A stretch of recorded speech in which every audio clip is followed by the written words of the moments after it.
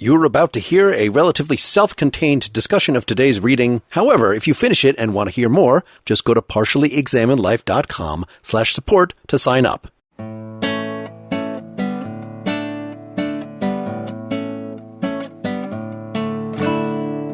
You're listening to The Partially Examined Life, a podcast by some guys who were at one point set on doing philosophy for a living, but then thought better of it. Our questions for episode 267 are, what can we prove about God and the soul? And we're reading selections and commentary about these topics from Avicenna's three major synoptic works, all from the early 11th century AD, The Healing, The Salvation, and Remarks and Admonitions. For more information, please visit partiallyexaminedlife.com. This is Mark Linsenmeyer, above completeness in Madison, Wisconsin. This is Dylan Casey, building my sensory deprivation tank in the basement in Madison, Wisconsin. And I'm Peter Adamson, who is excited to be on the show, dialing in from Munich, Germany.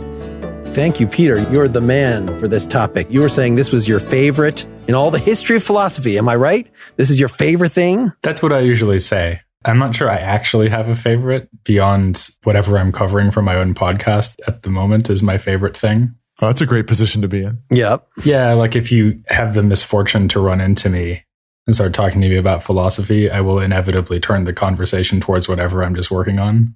So I'm not sure it actually is true that Avicenna is my favorite, but he's what I usually say if I'm forced to give an answer to the question, just because he's so amazing and he's also so influential. Yes, you were good enough to put these readings in front of us from a class that you taught. Is that right? I think some of them are from a class that I taught, at least, yeah. Okay.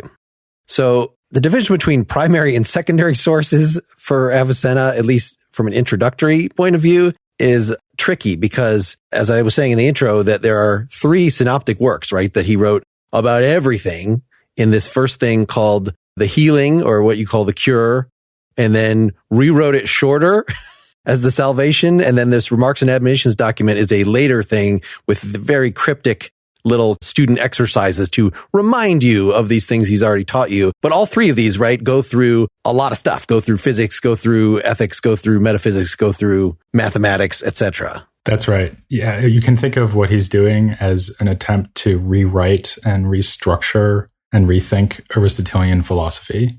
He's coming after, let's say, a couple of hundred years, a little bit more than that, of reflection on Aristotelian and Platonist philosophy once it's been translated into Arabic. So his goal is to reevaluate all of that and pass judgment on it and reorganize it as well. And then there's another thing going on at the same time, which is that he's thought a lot about different ways of writing about philosophy to help students and readers of different levels, maybe.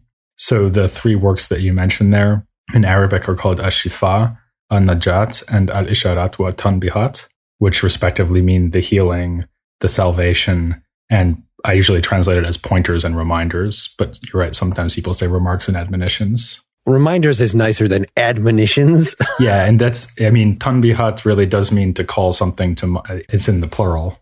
So reminders, like the point of a tanbih is that you're calling something to mind that you're already maybe supposed to know. And that's why it's written in this cryptic, extremely compressed way.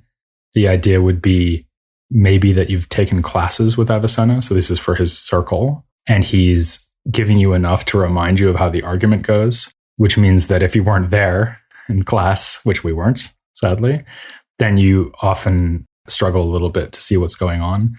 But actually, maybe surprisingly, that makes the Ishara Tsuatanbihats his most popular work later on, or at least his most commented upon work, precisely because it calls out for commentary. Or maybe there's a couple of reasons. One is that it's relatively short compared to The Healing, which is massive, massive work.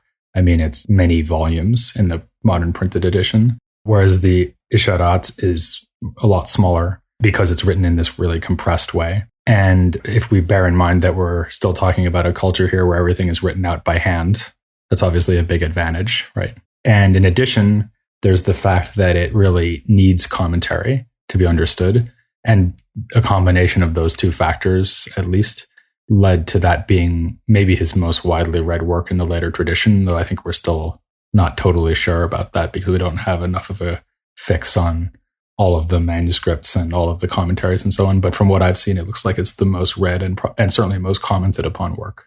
So for us to merely take, as we would normally do, a primary source, and we're just going to read that, like Well, we're getting one version of this argument, and there are probably at least two others that would be useful to compare if we're going to get at this thing. So this is why I say that, like, you sort of need secondary, at least somebody to collect the various bits that are giving this argument and put them together. So even this second primary source, which is one that I just found on the web to kind of expand on the stuff about the soul, it actually brings in even a third work. Anyway, we don't have to get into where all the little bits come from. We might think that we could just read this primary source on the existence and properties of God, but then him arguing for the properties of God is over so many pages that your article from the Cambridge Avicenna Critical Essays, From the Necessary Existent to God, was absolutely necessary. It was not just a commentary on this primary source about the existence of God that we read, but like a presentation of a lot of quotes from a lot of sources within the corpus to get us the gist of at least what some of these arguments for God's properties are, because that's going to be our big theme here with the God thing. Is it's not just it's an argument for God's existence, but an argument that this thing that is the necessary being, as we'll say, actually is identifiable with the Islamic God, which, is a lot of extra properties of goodness and intelligence and all these things on top of just something has to be, the terminus. I think for listeners who are more familiar with the European philosophical tradition, a good comparison here might actually be Kant, because there's a lot of Kant. I mean, there's the three critiques, but then there's additionally all these other things that he wrote. Like there's lectures, there's just way too much Kant. And similarly, there's a lot of Avicenna to read, and a lot of it's not translated either. So he's a difficult figure to read in that sense, that it's just a challenge to get your head around all of it. I mean, I've been working on Avicenna for many years, and I haven't read every page of everything he wrote. I mean, some of it's like really technical about mathematics and things like that, but still, it's just a formidable corpus. The other respect in which he's comparable to Kant is that he's similarly important. He's the most influential and most important figure in the medieval tradition. If you think of medieval philosophy as everything that's happening between, let's say, the 6th century and the 15th century, to make a really big medieval period, and then you think of the philosophical traditions that are somehow stemming from ancient Greece, so leaving India and China out of the picture, just for the sake of this conversation, he's the most influential philosopher in that 1,000-year period.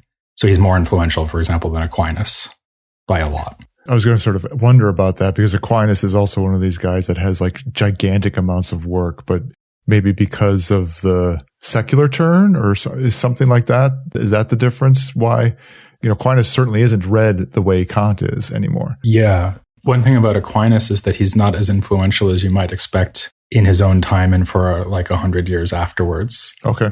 The fetishization of Aquinas, where he becomes like the leading thinker of the Catholic Church, that's something that really starts to happen in the Renaissance.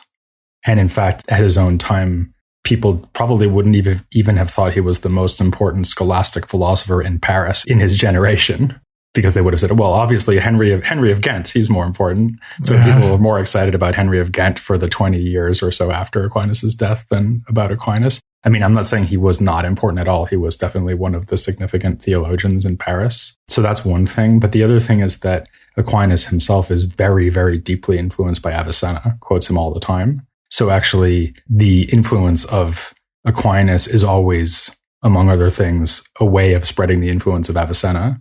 And then Avicenna also is the dominant figure in subsequent Islamic philosophy. So his influence spans cultural divides in a way that no other medieval thinkers really does. You said something earlier which made me want to just sort of get a quick bit of history from you, because I don't know the Islamic tradition really at all, and just having you fill in a gap for me, which is, you said that Avicenna was bringing together thinking and then building on it that had been going on for a couple hundred years before then on Aristotle and Plato. And so maybe you could just fill in a sketch for me about like what this path was. So we have the Greek literature ends up over in Baghdad, the Middle East, Persia. And I know about it getting translated into Arabic and Persian and stuff, but there was before Avicenna, a couple hundred years beforehand, was sort of the initial spate of people really coming to terms in that area with Platonic and Aristotelian thinking. Is that basically the story? But yeah, that's right. I sometimes encourage people to think of philosophy in the Islamic world as divided into two parts of unequal sizes. So there's the first part where they're trying to come to grips directly with Greek philosophical texts and translation. Mm-hmm. And the two most famous people, at least from that period, are Al-Kindi and Al-Farabi. So they live respectively in the 9th and then into the first part of the 10th century CE. And then Avicenna is about 100 years after Al-Farabi. And people often think, well, there's this kind of sequence of Aristotelian philosophers. There's Al-Kindi, Al-Farabi, Avicenna, Averroes, who lived in the 12th century. So you've sort of got one per century. It's very neat. And then their works get translated into Latin. But that's actually not a very good way to think about it, because from the point of view of philosophy in the Islamic world, obviously they don't care what was translated into Latin, right? And from their point of view, especially in the larger part of the Islamic world, which is the East, so Central Asia and the modern day Middle East, you have a real shift where Aristotle stops being the most central figure that everyone wants to respond to. He's occasionally still read, obviously in translation, but mostly what they start doing is responding to Avicenna. And so you have generation after generation of theologian philosophers criticizing him, defending him, modifying him, even trying to do to him what he did to Aristotle. So there's a 12th century thinker named Fakhruddin Arazi, who's also one of my favorite philosophers, and really no one's heard of him, who isn't a specialist in the field, but he's amazing. Very much like Avicenna, he writes these huge systematic treatises covering everything that he thinks is worth covering, and very ostentatiously tells you, well, here are all of the arguments on all of these topics, and here's what I think, very much like Avicenna did to Aristotle. So he tries to kind of replace Avicenna without as much success as Avicenna had replacing Aristotle, but with some success. He's also a very influential thinker.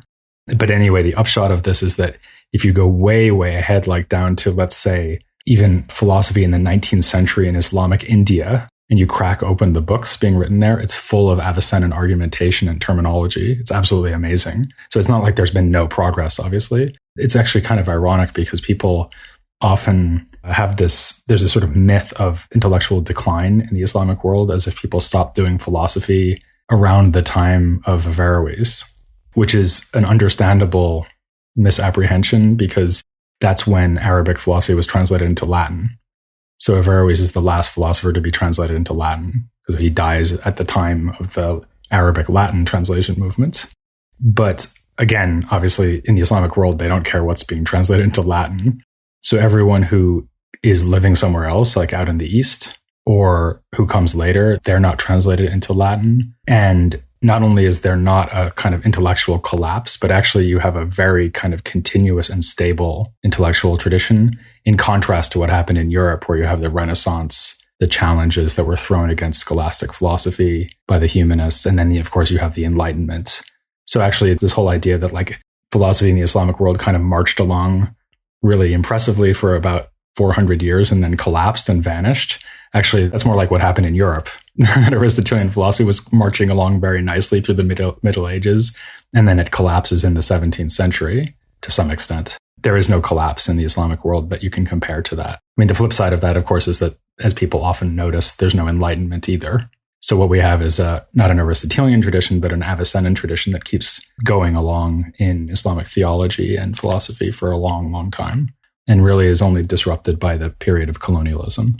And I'm guessing we're the last generation that will call him Avicenna and call Averroes because it's Ibn Sina and Ibn Rushd, respectively. And just like we're now, you can't say Lao Tzu, it's Lao Tzu. That's the more approximately accurate transliteration. About half the things we read, we're calling him Ibn Sina, and some of them, it's been Avicenna in the Western texts for, hundreds of years. So we're going to go with that for the moment. Whereas Al-Farabi, it wasn't as big a name, did not get Latinized in that way.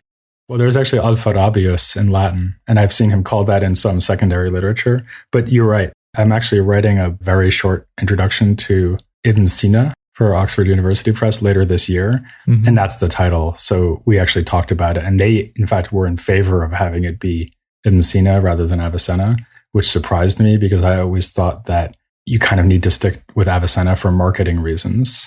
Sure. But I think now we're probably going to go through a period where people call him Imnucina, parentheses, Avicenna. Sure. And then we call Averroes Imrushd, parentheses, Averroes. But it's sort of like calling Confucius, right? So that obviously it's not his Chinese name, but it's just a familiar name in English. I actually am less worked up about this than some people because my main concern is that everyone is reading these people and knows about them. Yeah. So you need the search terms, right?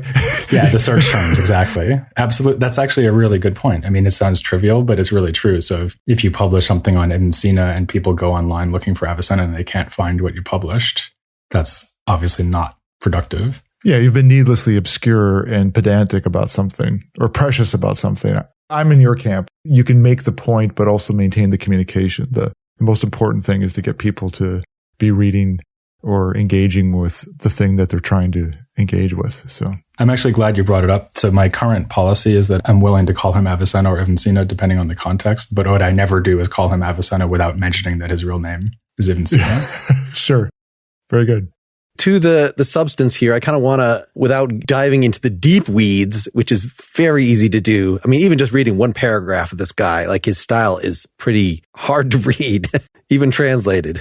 It reminded me a lot of my early experiences trying to read some of the more off the beaten path Aristotle stuff. And it makes sense to me to hear that he cut his teeth on Aristotle and then built upon it, because there's that way of arguing and that way of talking, including the going through everyone else who had come before, having chapter after chapter of, sort of exhaustively going through what the arguments were and then saying, well, now here's the truth kind of thing. But it's very, very dense. When you look at one of these terse things, the point of the articles here by Peter and by others that you provided was what is lurking behind these assumptions. Oh, well, we have to look back to the logic section. We have to look back to his psychology. We have to look back to other things to see why he would possibly be saying the things he's saying. So without disappearing into those weeds, can we give like kind of a high overview of the two topics and how they're connecting that you suggested these, Peter, because these seem to be, because they do open that door to his whole metaphysics, his whole epistemology. It's not just that we care about the existence of God and the existence of the soul. I mean, yes, this is what he's concerned about, but ultimately we want to get at what his metaphysics is, how it is a little different than Aristotle's, the assumptions for epistemology, for psychology, what it is that we just actually did a whole series on Locke, starting with a whole episode on his arguments against innate knowledge. So this is, you were saying on your own podcast, Peter, you think Locke spoke Arabic, definitely read this guy. Yeah, he might have known about him. And certainly, I think early modern philosophers in general, you can assume that if they haven't read Avicenna, then they have read things that are deeply influenced by Avicenna. For example, in Descartes, there's arguments that look like they're lifted straight from Avicenna in the Meditations. Hey, let's stop for some sponsor messages. St. John's College is the nation's great books college, where students of all ages can learn from classic works by Plato, Austen, Baldwin, Shakespeare, Morrison, Mozart, and more this summer.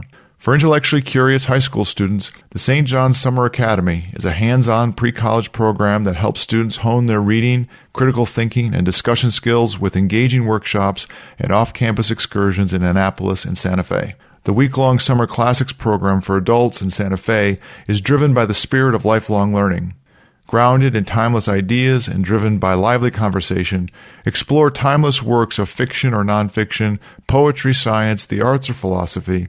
Learn more about online and in-person summer programs at sjc.edu/summer2021.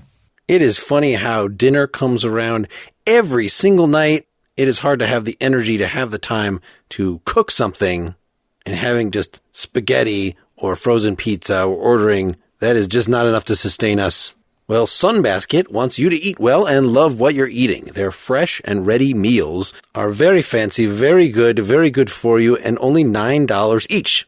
Every Sunbasket meal is filled only with premium quality, real food, including organic fresh produce, antibiotic and hormone-free meats, and sustainably sourced seafood. Their chefs have won Michelin Awards and a James Beard Award. You can try delicious meals such as braised beef Penang curry with jasmine rice and sweet peas, shrimp paella with fire-roasted tomatoes and bell pepper, pepperdine with wilted spinach, sweet peas, and fresh ricotta. They've got options for any dietary preference you might have. Sunbasket fresh and ready meals come freshly prepared and ready to heat up in as little as 6 minutes. No prep and no mess. Sunbasket is offering $90 off your first 4 deliveries, including free shipping on the first box, when you go right now to sunbasket.com/PEL and enter promo code PEL at checkout. That's sunbasket.com/PEL, promo code PEL at checkout for $90 off your first 4 deliveries and free shipping on your first box. Sunbasket.com/PEL and enter promo code PEL. So this argument for the existence of God seems like one that we've covered before, just because in our Existence of God episode, we did Aquinas and he kind of spits out 6 of them. And here's one of them, which is just that some things are necessary, some things are contingent. If something is contingent, it must have a necessary grounds. Well, that's going to end up being God. And so that doesn't sound a lot different than the cosmological, everything has a cause, there must be some stopping point. Well, everything has a necessary ground, there must be some stopping point. Must be an unmoved mover. Yeah, but as we look closely at that, we'll see that they're actually quite different in terms of the cosmological one. At least seems to be looking out at the world. Like, it looks like everything in the world has a cause. I mean, we can be Kantians and say, no, actually, we're imposing that causality on the world, but it still seems to be something that is roughly empirical. But if you just are thinking about necessity and contingency, I don't know if we see that in the world in the same way. That's more or less analyzing the definition. One of the whole articles by Deborah Black that you provided was just trying to pick apart the ontological, the definitional part of Avicenna's argument versus the cosmological, the more empirical part. If we point to the kind of core intuitions of these 2 arguments, the cosmological one and Avicenna's one, the core intuition of the cosmological one is something along the lines of, okay, so what made these things happen that we can see? Whereas the core intuition of Avicenna's argument is, I think, well captured by the question, why is there something rather than nothing? Because you could look around yourself and even without anything moving or changing, you could think, well, gosh, I mean, it looks like this microphone and computer and these walls and et cetera, everything around me here, the trees outside, they could all not exist. So why do they exist? Maybe they just happen to exist, right? So it's like just, there's no explanation. But Avicenna has very strongly an intuition that we also associate with Leibniz, right? That everything has to have a sufficient reason, right?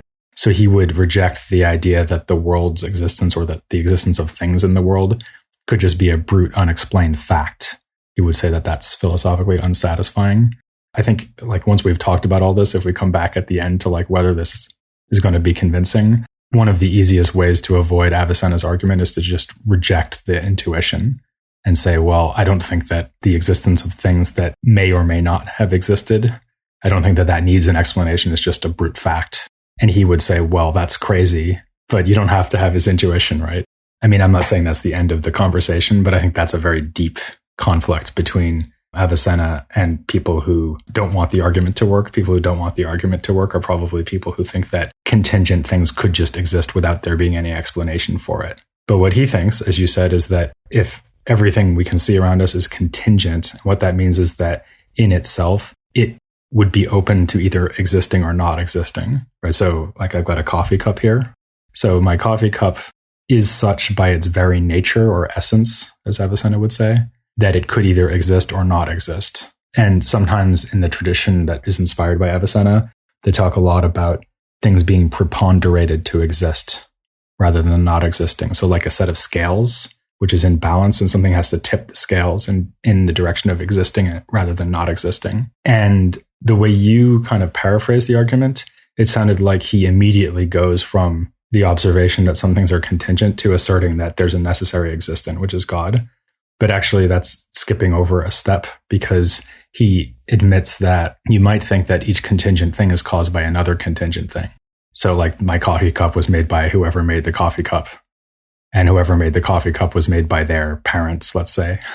And their parents are made by their parents. And so you could have these chains of causes of existence, as opposed to chains of causes of motion, which is what you get in the cosmological argument in Aristotle. And so the way Avicenna would respond to that is by saying, well, sure, you can have these chains of causes which are giving rise to existence, but don't think about that. Think about all the contingent things taken together as one aggregate. In other words, the entire universe. Since everything in the entire universe is contingent, that means the universe is also contingent, right? Because if it's made of contingent parts, then the whole must also be contingent. And then that will need a cause. Why? Well, because everything contingent needs a cause. So like I said, here's where someone might object, well, no. I think the universe is just here. There's no explanation for why it exists. It's just a brute fact. But then Avicenna would say, well, why is it that the coffee cup needs a cause of its existence and the universe doesn't? That seems sort of ad hoc. And then you could have an argument about that, I suppose. But what Avicenna thinks is that it's actually part of the definition of, or at least it's an immediate consequence of the definition of something's being contingent, that it needs a cause of its existence, because by its essence, or by its nature, it could either exist or not exist. So it needs to be preponderated to exist. I mean, things don't just suddenly exist for no reason. That's the idea. So once you get that argument to establish that there is a necessary being, then sort of the second part of the first half of our discussion here would be about, in this article that you wrote about, deriving his various qualities. And a lot of those, it just has to be, as in our Maimonides episode, negative theology. In other words, he's not contingent, so he can't be, and he's not lacking anything. So there's a lot of things that, like, he can't desire anything. He can't do a lot of the things that are associated with humanity. So then it becomes sort of a question, well, how could he even know something? Because the way we know something is kind of by focusing our attention on it. This is one phenomenal experience that we have of knowing something. There are lots of accounts we could give, but I focus my attention on it and I derive some conclusions, and there's some processes that go on in our brains. But if God is going to be not lacking anything, then, for instance, he can't learn anything. Because then before he learned it, he would have not known it. He would have been lacking something. So he has to be outside time already knowing everything. And so we have to come up with a new account of knowledge that's God's knowledge, that he sort of knows it conceptually. And, the way that we would understand mathematical things, not the way we would become acquainted with a physical object in front of us in the way I was just describing. And so that's how he ends up knowing the entire chain of causation, of necessitation. That's how he knows the world, is because he knows himself. And that ends up then, to kind of jump us to the second topic a little bit, we want to figure out what human souls are. And they end up having some surprisingly similar arguments for why they're immaterial, why they're singular, why they are ultimately immortal. And I think in part the way that we know things. You're right that, self-knowledge is going to be really core to his understanding of God and his understanding of the human soul, as we'll see. Just to spell out a little bit more slowly why God can't, for example, learn things, as you were just saying. There's actually a more general phenomenon here, which is that God cannot change. So when he establishes that God exists being a necessary existent, he takes that to mean that everything about God is necessary. And actually, this becomes a really contentious point later on. So a lot of his critics say, well, sure, God exists necessarily, but that doesn't mean that there's nothing about God that is contingent, because maybe God has free will. So maybe God decides, for example, to create the universe when he doesn't have to. Whereas Avicenna would say everything about God is necessary, so the universe must come forth from him necessarily. And God can't change, because if he changes, so let's imagine, for example, he goes from not knowing that I'm drinking coffee out of my coffee cup to knowing that I'm drinking my coffee out of my coffee cup. Well, that would mean that he's in a state where he could know that I'm drinking coffee, but he doesn't yet. And then this possibility would be realized for him once he learns it. Also, he can't, turn from red to blue, right? Because then he would at first be red, but possibly be blue, and then he'd be blue. And the whole point is that God can't have any unrealized possibilities because he's necessary through and through. Everything about him is necessary. So he cannot change. He can't have a body, because if he had a body, he would have parts. And if he had parts, then he would be a whole that is depending on his parts. So the parts would be a cause for him, and necessary things don't have causes. That's how he gets divine simplicity, for example. A lot of this just turns on what we understand necessity to be. And so I was struck again in reading through it, a way in which the parts about God or whatever are kind of dressed up extras for just the playing out of what is implied by a specific understanding of necessity.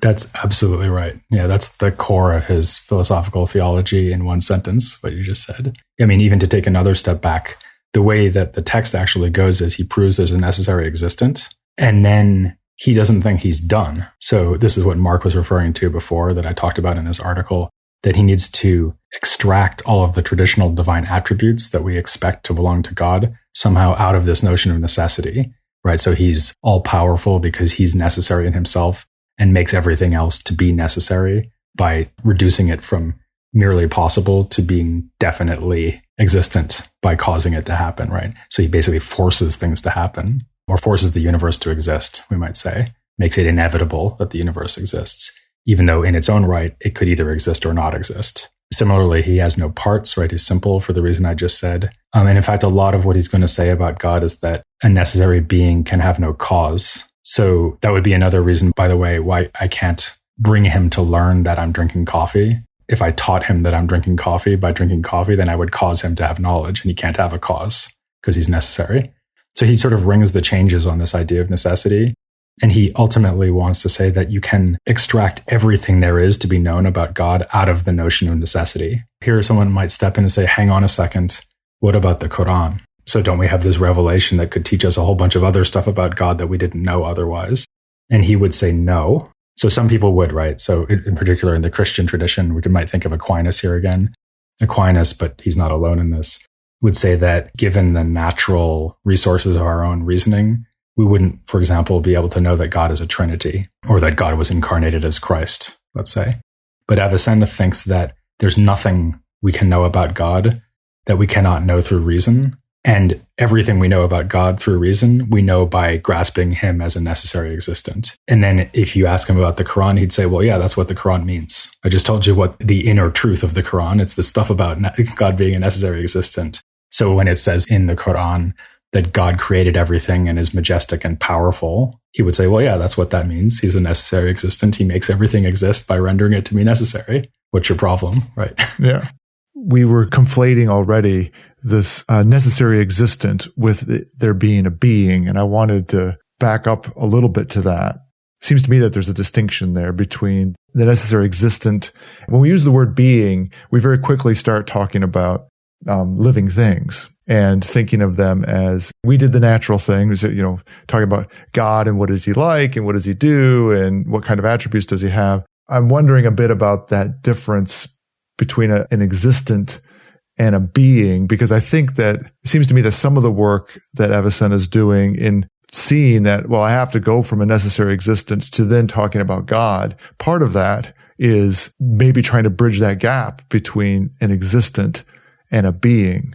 Instead of being, I think it's more quiddity. That's the same as essence, right, Peter? Yeah. The Arabic word, or there's several of them, but his favorite word for this is mahiyya, which roughly means whatness, which is what quiddity means in Latin. I mean, quidditas is what it means in Latin as well. I would keep those three things apart. So there's existent, there's being, and there's quiddity, or essence, because essence is really what something is. Answering the question, the what it is. Exactly, as in Aristotle. So for the sake of argument, we might say that the quiddity of human is to be a rational living being, or something like that. Now, a being, actually, that English word does not have an obvious correlate in Avicenna's technical terminology. He's very focused on the notion of existence, which in Arabic is wujud. That actually literally means just the fact that something is found or something is like available. And he can make the word mawjud out of that, which means an existent. In other words, something that exists. And that's pretty close to the notion of a being. But maybe there's a slightly different connotation, because I think you might naturally suppose that an existent is just anything that has existence. Whereas if you think of a being as something that has being, you might more naturally be led in the direction of thinking, okay, but what kind of being? Because there's like being a human, being a horse, being the color red, right? Whereas there's no existing a human, existing a horse. And so actually that right there is the difference between Aristotelian metaphysics and Avicennan metaphysics in a nutshell. So Aristotle doesn't have a general notion of existence such that he can say, well, there are humans and horses and giraffes and coffee cups, and they each have existence. They each have this same thing that comes to them from the outside, maybe from a cause, whatever caused them, namely this thing, existence. What he does instead is he says, well, there is something which it is to be a human, and there's something else which it is to be a horse. And in some sense, the horse is just identical with its act of being a horse. It is a being because it is a horse. He doesn't pull apart horseness, which is the quiddity, from existence in the way that Avicenna does. And this is the famous essence-existence distinction, which Aquinas, again, picks up. So the idea that Avicenna wants to really press on is that we can separate the question of what something is or what kind of thing something is, and that will tell us what its quiddity is, from the question of whether it exists or not. And if it does exist, then it has existence. And it maybe would only be if you put those two things together that you would get the being, because you'd get like my coffee cup, which has the quiddity of a coffee cup. In other words, it satisfies whatever the definition of coffee cup is. And then because that quiddity has received existence in the shape of my coffee cup, we have a being, which is the coffee cup. But he doesn't really do any work with the notion of being, whereas Aristotle only works with the notion of being. There we got pretty deep into the weeds. Yeah, well, this is almost inescapable if we're gonna.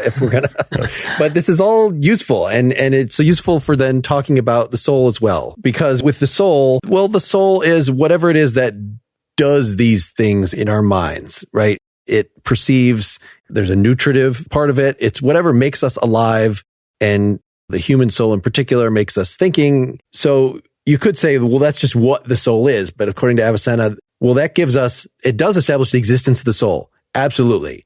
Just by empirical observation of external things. Well, I guess observing your own thinking is not an external thing, but a lot of what human beings and even animals, we can for sure know that they have souls, but we don't know the essence. We don't know the quiddity. We don't know actually what a soul is. And so it actually becomes something very much like what I was saying, how God knows himself ends up how we know ourselves, that it's just direct, unmediated. You might think that the only reason that we know we have a mind at all is because consciousness has this intentional structure. It's aimed at something. And this is Aristotle's position. So you kind of figure out that, okay, I'm thinking of dog. I'm thinking of the number 3. What is common to all those things? It's that there is some pole to the experience. A phenomenologist, Sartre, particularly just called it a pole within our experienced mental life. But if we didn't have those normal everyday experiences of perceiving and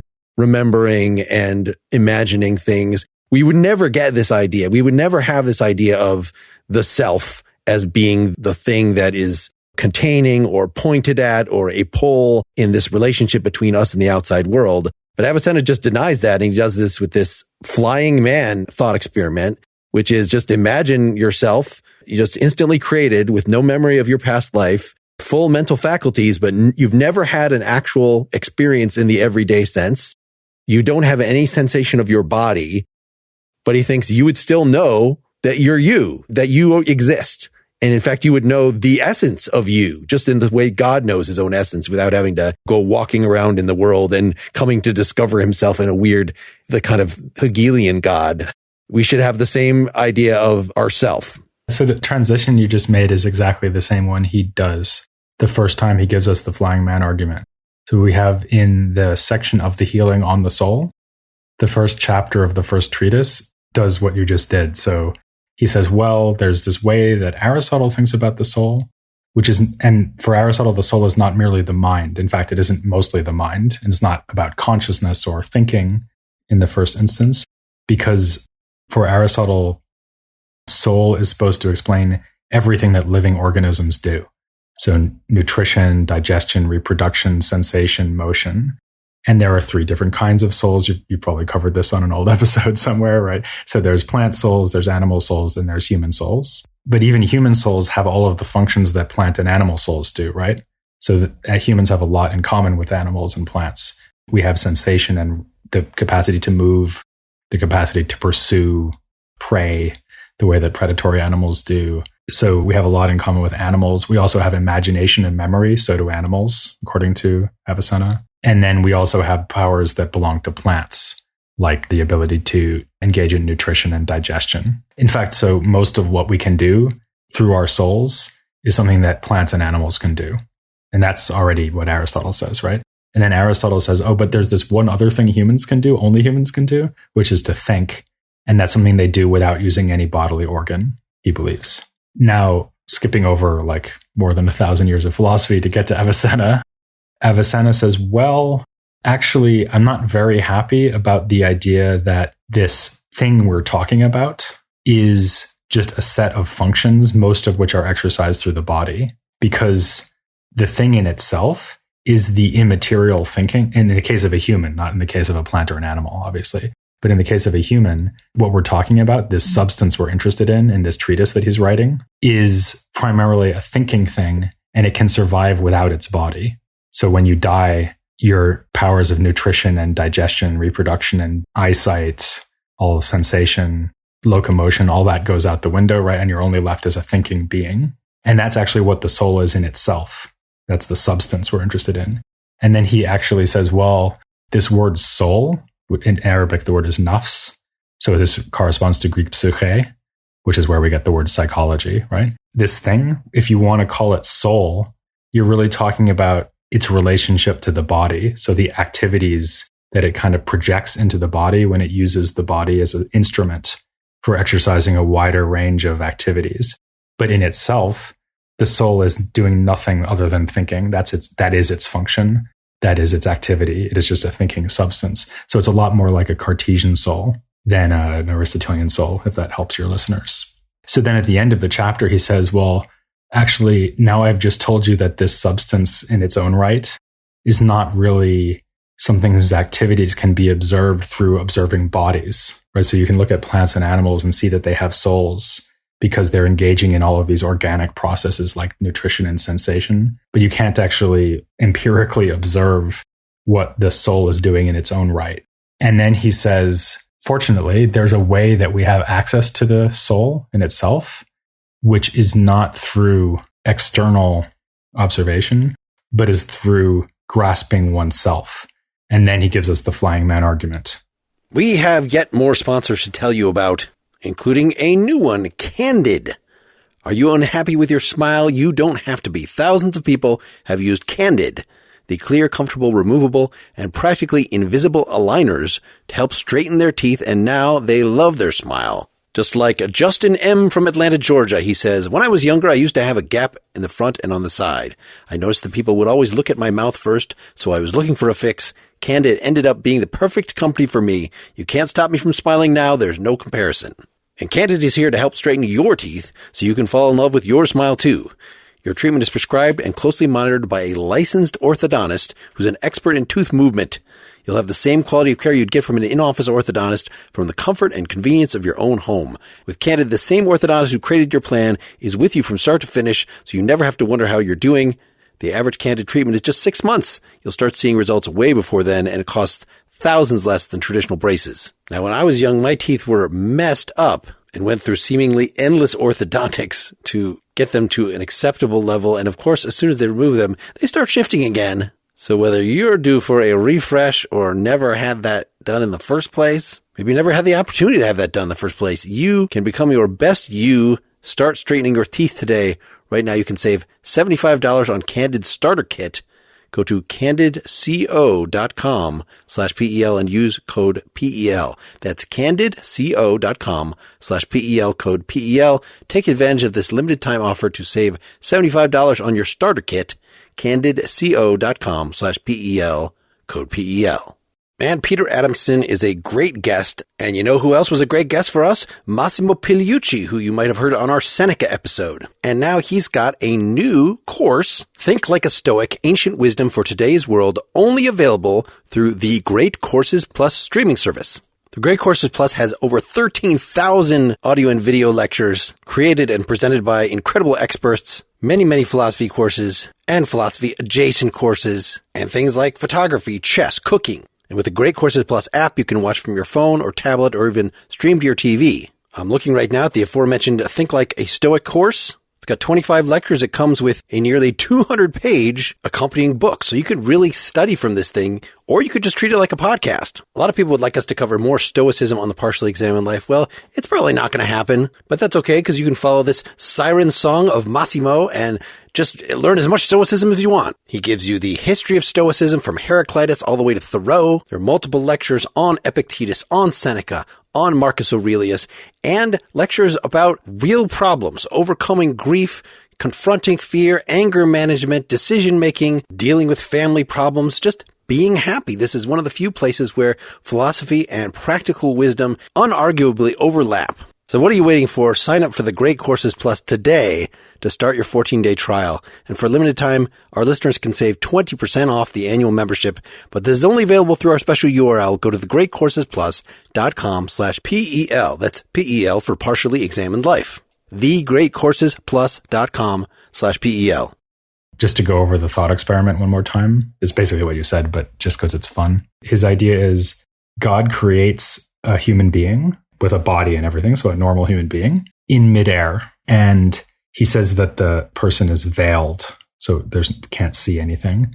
But it might be easier to just imagine that it's really dark. And there's no sound and there's no air whistling by, so he's not like falling quickly through the air because he or she would feel the wind. Limbs are splayed out, so there's no contact with anything. That's why, by the way, that's why the person has to be flying or in midair. Because if you were standing on the ground, you'd feel the floor, right? And also, as you said, he's just been created, the person. So there's no memory. So the thought experiment is, let's eliminate all of sensory input, sort of like the ultimate sensory deprivation tank. And let's also make the person just be created just now to eliminate any memories or anything that they could draw on in terms of like imagining anything. So now the question is, would this person be a complete blank? So you mentioned Locke before, and Locke would say, yes, this person would be a complete blank. I guess Locke would say, I'm not a Locke expert, but I guess Locke would say this person would have no mental life whatsoever. Whereas Avicenna says, no, the person would grasp themselves, so they would know that they exist. He thinks that actually is a kind of permanent feature of human mental life, which we're often unaware of, but we can always become aware of whenever we want. So you can always introspect and sort of think, oh, here I am. And this act of self-awareness for him is our best route into grasping the substance of the soul in itself.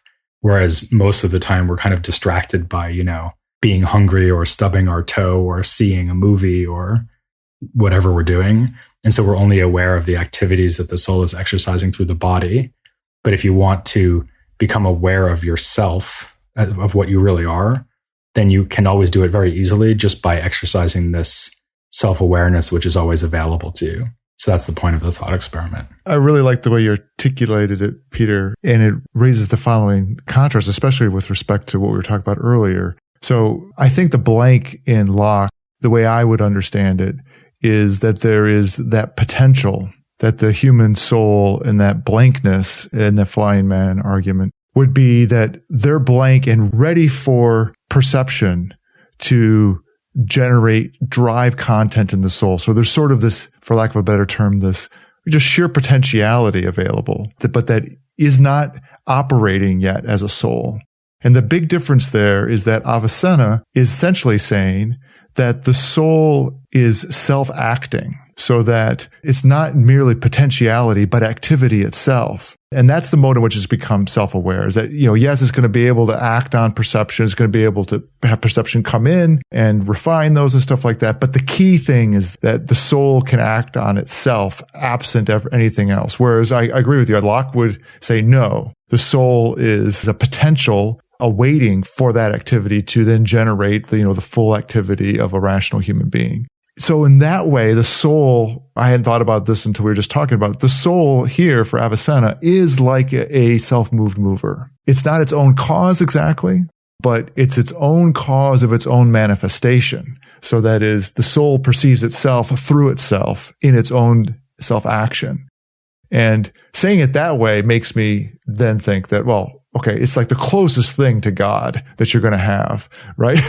Because it doesn't have parts. It's not like self-consciousness normally is one part of you looking at another part of you, or like making an object out of itself. But no, this has to be somehow direct and unmediated, very much not what our experience of knowledge actually is. Yeah. So like God, it's partless and it's self-grasping, self-aware, self-knowing. I mean, what you were saying about Locke actually sounds a lot like Aristotle too, right? That everything the soul can do is something it has the potentiality to do. For example, it has potential knowledge of various things, which it can then actually realize. Yeah. And I have to be really careful. I don't think any Locke scholars actually listen to us, but I could easily just be projecting my Aristotle onto my Locke. So That could be possible. I think you're right, because as we were talking about that, there's outer sense and inner sense for Locke, but both of them need materials that ultimately come from perception. So you just wouldn't get them otherwise. At least I think the standard understanding of what it means to be an empiricist is that all knowledge comes through experience, right? And Avicenna in the Flying Man argument is directly denying this. I think that's clear. There's content to the idea that the soul experiences itself. It depends a little bit what you mean by experience. If by experience we mean empirical, like sense experience, then the whole point of the Flying Man is to set up a context in which there's someone who has no sense experience or memory of sense experience, but there's still something they know, namely their own existence. By the way, one thing I would slightly, I don't want to disagree with anything you said, but I just want to put in a caveat, which is that I'm not sure Avicenna would want to say that self-awareness is self-action or self-causation, because for one thing, he certainly would not want to suggest that the soul brings itself into existence, because then again, the soul would be a necessary existence. I would make the distinction between self-acting versus self-causing is the kind of thing that can act upon itself. Mm-hmm. And that would be something like, I don't know how else you'd understand self-awareness that's not mediated by something. So, to me, the floating man argument is presenting you with a soul that is self-aware, that in an unmediated fashion. Mm-hmm. But that would be distinct from saying that the soul caused itself. So first of all, we certainly want to avoid the idea that the soul makes itself exist. So we've clarified we don't mean that. Whether the soul is acting upon itself by knowing itself is a really interesting question.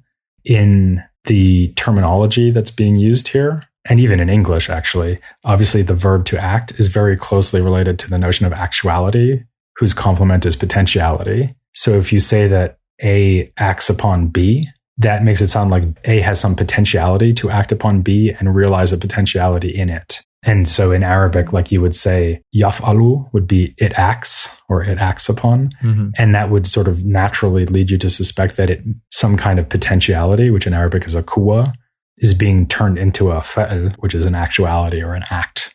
And so I think Avicenna would probably not like this because he doesn't think that the soul is changing itself or realizing any potentiality in itself by grasping itself. So he's going to use words like awareness and knowledge rather than action kind of words. I think probably just to avoid that implication. But that doesn't necessarily mean you're wrong. It just means that if we're talking about self-action or acting upon the self, it has to be in some way that avoids suggesting that the soul is changing itself or is realizing some potentiality that it formerly hadn't used. It would want to avoid that, at least. Well, by saying that we necessarily know ourselves, we're putting forth a particular epistemology, because for the empiricist paradigm case of knowledge is a conscious experience of coming to acquaintance with something external to you, or maybe then thinking about that subsequently. But according to this, Avicenna acknowledges the phenomenology there, and in fact says we can only think of one thing in terms of have something in our conscious awareness that we're mulling over. We can only really do that with one thing at a time. So if we then have knowledge that is innate nonetheless, then it somehow has to be, we're aware of it in some other way, that it is tacit knowledge. At least one of the articles that you provided ends up breaking this down, is that, well, the thing that we are aware of actually has components that you could analyze out of it. And so one of these components is always the sense of self-awareness. So it's like the sense of self is a conceptual part of everything else that we would mull around in our mind. And so even though the conscious sense of knowledge, it seems like I'm just thinking about this math problem or I'm thinking about the book that's in front of me, I'm in fact also implicitly thinking about the self, because the self is a component of that perception. Yeah, and I think that actually is phenomenologically accurate. So if you imagine you're kind of lost in reading a book, so you're aware of the book, because how could you be reading it if you weren't aware of it? I mean, I'm not talking about the case where your mind wanders, you're not paying any attention. So you're actually like reading it attentively.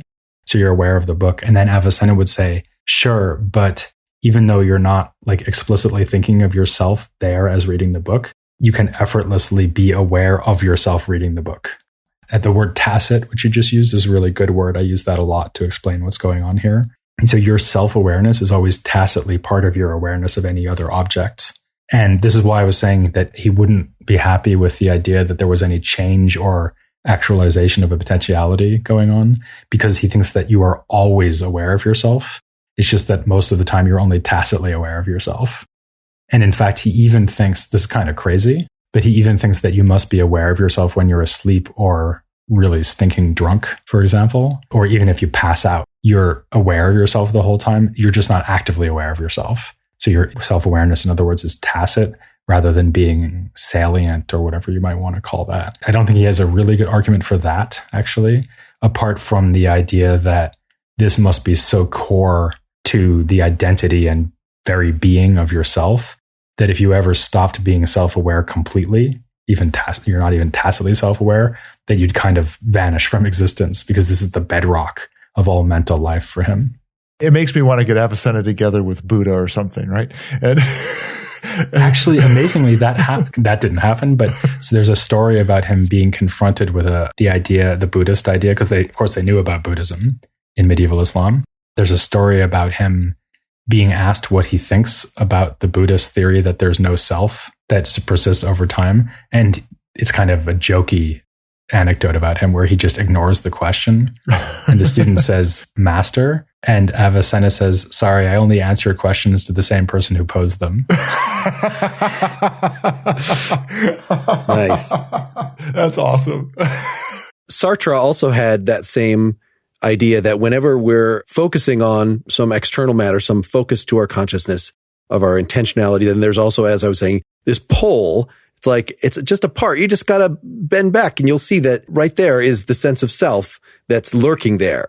And of course, that's different than when you explicitly get self-consciousness and start thinking about, what am I doing now? What am I thinking now? That is also there. But the idea of a pole being sort of a part is different than a conceptual component that you need to drill into. And that, of course, I mean, I guess this is a difficult thing for me to get past, because if you say it's a conceptual part that you would have to then use intelligent analysis to drill into, well, but you don't need intelligent analysis. Like, this is just part of your core being. And I found the idea of the stuff we've been saying about God very illuminating for the stuff we're saying about human knowledge, because how does God know himself? Not through this episodic knowledge.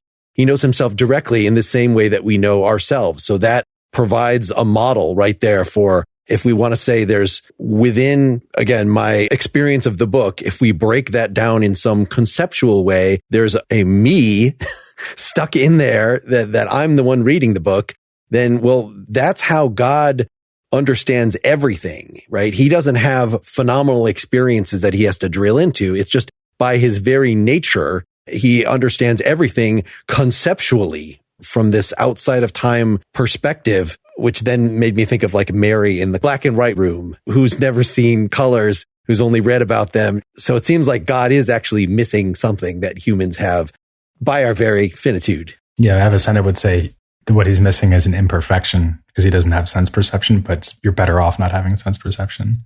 What you're saying points to the fact that Avicenna is taking a stand in what is actually a very long-running debate about whether something that's completely simple can engage in self-knowledge or any kind of self-directed act, to go back to what we were talking about before in terms of acting on the self and so on. Because you might naturally think, well, if I'm going to think about myself, then there has to be two parts of me, namely the part that's doing the thinking and the part that's being thought about. And to name an obvious case of someone who thought this, there's this philosopher named Plotinus, who's the founder of Neoplatonism, who lived in the 3rd century.